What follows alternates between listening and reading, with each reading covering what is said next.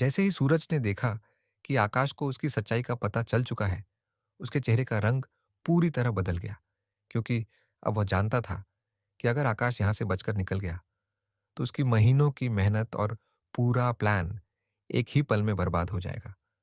दूसरी तरफ आकाश के मन में हजारों सवाल एक साथ घूम रहे थे, क्योंकि जिस इंसान को वह मर चुका समझ रहा था, वह उसके सामने जिंदा खड़ा था। और सिर्फ जिंदा ही नहीं, बल्कि ईशा के साथ मिलकर उसके खिलाफ कोई बड़ी योजना भी बना रहा था। आकाश को समझ नहीं आ रहा था कि आखिर सूरज इतने दिनों तक कहां छिपा रहा और वह अचानक वापस क्यों आया।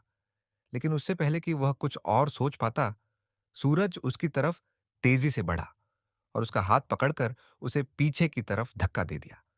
आकाश लड़खड़ाकर जमीन पर गिर गया, लेकिन उसने तुरंत खुद को संभाल लिया, क्योंकि उसे समझ आ चुका था कि अब यह सिर्फ सवाल जवाब का मामला नहीं रहा, बल्कि उसकी जान पर भी खतरा मंडरा रहा है। ईशा ये सब देखकर घबरा गई, क्योंकि उसने कभी नहीं सोचा था कि हालात इतनी जल्दी बिगड़ जाएंगे। वह बार बार सूरज को रोकने की कोशिश कर रही थी, लेकिन सूरज अब किसी की सुनने को तैयार नहीं था। उसके मन में वर्षों का गुस्सा और बदले की आग धधक रही थी। वह लगातार आकाश की तरफ बढ़ रहा था और आकाश लगातार पीछे हट रहा था, क्योंकि उसे समझ नहीं आ रहा था कि आखिर सूरज इतना खतरनाक क्यों हो गया है। दोस्तों, वीडियो को लाइक करके चैनल को सब्सक्राइब जरूर करें। और आप सभी को ईशा और सूरज को पसंद करते हैं तो कमेंट में आई लव यू ईशा लिखना ना भूले। तभी सूरज जोर से चिल्लाया और बोला कि आज मैं तुम्हें छोड़ने वाला नहीं हूं, क्योंकि मेरी जिंदगी बर्बाद करने वाला तुम ही हो। यह सुनकर आकाश और ज्यादा हैरान हो गया, क्योंकि उसे याद नहीं था कि उसने ऐसा क्या किया था जिसकी वजह से सूरज उसे इतनी नफरत करता हो।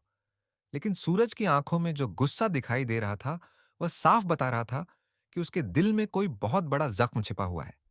आकाश धीरे धीरे पीछे हटते हुए सूरज को समझाने की कोशिश करने लगा, लेकिन सूरज उसकी एक भी बात सुनने को तैयार नहीं था।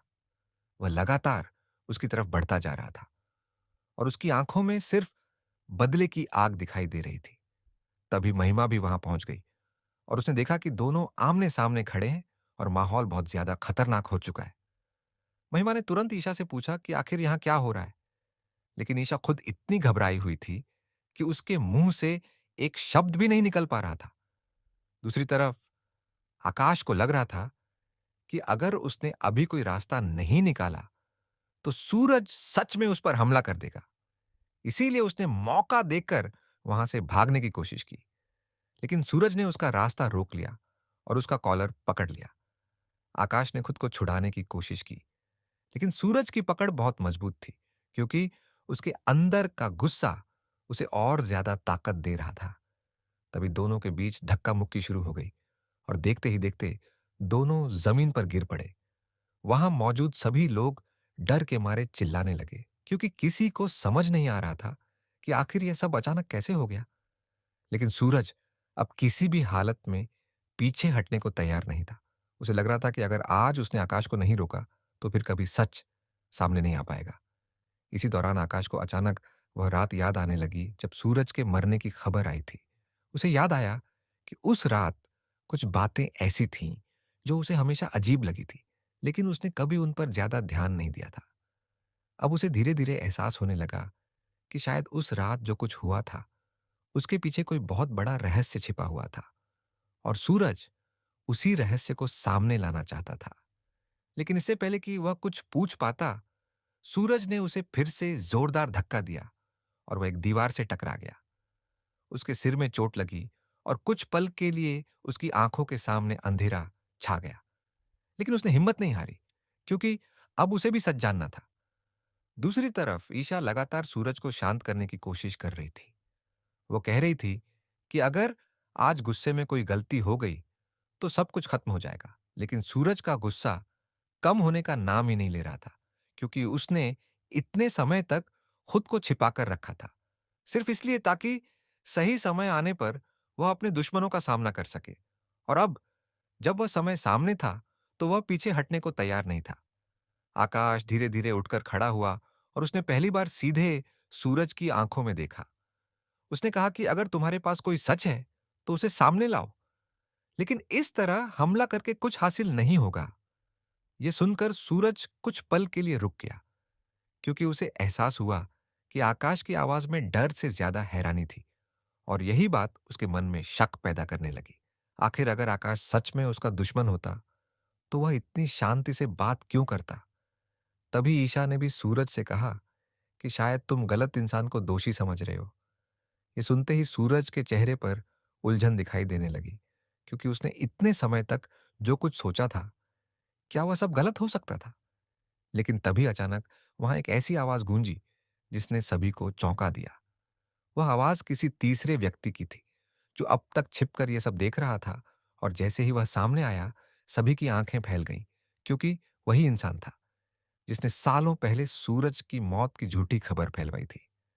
उसे सामने देखकर सूरज का गुस्सा फिर से भड़क उठा, क्योंकि अब उसे समझ में आ चुका था कि असली खेल किसने खेला था। वह आदमी जोर जोर से हंसने लगा और बोला कि आखिरकार तुम सबको सच पता चल ही गया, लेकिन अब बहुत देर हो चुकी है। यह सुनकर आकाश और ईशा दोनों हैरान रह गए, क्योंकि उन्हें पहली बार पता चला कि वे इतने समय से एक बहुत बड़ी साजिश का हिस्सा बने हुए थे। वह आदमी लगातार हंस रहा था और अपने सारे राज खोलता जा रहा था। उसने बताया कि कैसे उसने सूरज को रास्ते से हटाने की योजना बनाई थी, और कैसे उसने सबको यह विश्वास दिला दिया कि सूरज मर चुका है, ताकि कोई भी उसके असली इरादों तक न पहुंच सके। ये सब सुनकर सूरज की आंखों में आंसू आ गए, क्योंकि उसने इतने साल अकेलेपन और दर्द में बिताए थे, जबकि असली दोषी कोई और था। अब आकाश को भी समझ में आ गया कि सूरज उसे नफरत क्यों कर रहा था, क्योंकि सारी परिस्थितियां ऐसी बनाई गई थीं कि सूरज को वही दोषी दिखाई दे। लेकिन अब सच सामने था और सब कुछ बदल चुका था। तभी वह आदमी वहां से भागने की कोशिश करने लगा, लेकिन इस बार सूरज और आकाश दोनों ने मिलकर उसका रास्ता रोक लिया, क्योंकि अब वे समझ चुके थे कि उनका असली दुश्मन कौन है। दोनों ने मिलकर उसे पकड़ लिया, और वह आदमी छूटने की लाख कोशिश करता रहा, लेकिन सफल नहीं हो पाया। ईशा और महिमा भी वहां पहुंच गईं, और पहली बार उन्हें राहत महसूस हुई, क्योंकि इतने समय से जो रहस्य उनके बीच दीवार बनकर खड़ा था, वह आखिरकार टूट चुका था। सूरज ने आकाश की तरफ देखा और कुछ पल तक चुप रहा। फिर उसने धीरे से कहा कि शायद मैंने तुम्हें गलत समझ लिया था। यह सुनकर आकाश ने भी सिर झुका लिया, क्योंकि वह जानता था कि हालात ऐसे थे जिनमें कोई भी गलतफहमी का शिकार हो सकता था। दोनों के बीच वर्षों की दूरी धीरे धीरे खत्म होने लगी, लेकिन उन्हें यह भी पता था कि अभी लड़ाई पूरी तरह खत्म नहीं हुई है, क्योंकि उस साजिश के पीछे और भी कई चेहरे छिपे हो सकते हैं, जिन्हें सामने लाना बाकी था। फिर भी उस रात एक बात साफ हो चुकी थी कि अब सूरज अकेला नहीं था, और अब आकाश भी उसका दुश्मन नहीं, बल्कि सच की लड़ाई में उसका साथी बन चुका था। जबकि ईशा के मन से भी वह डर निकल चुका था, जो इतने समय से उसे परेशान कर रहा था। और इसी नए सच के साथ उन सभी की जिंदगी एक बिल्कुल नए मोड़ की तरफ बढ़ने लगी, जहां आगे और भी बड़े रहस्य उनका इंतजार कर रहे थे।